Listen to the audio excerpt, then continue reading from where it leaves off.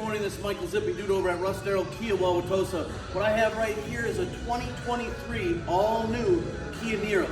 This thing is amazing. But what happens when people come in, they say, should I lease this car or should I buy it? Guess what? There's a whole bunch of things we got to talk about before we decide whether you're going to lease this car or you're going to buy it. My job is to make sure if this car is going to work for you. Then the next part is lease versus buy.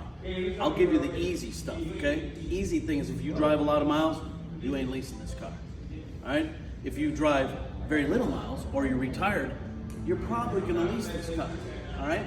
But there's a lot of factors, okay? This is a hybrid, so you may not wanna worry about what this car is worth 3 or 4 years from now, and you might wanna lease it.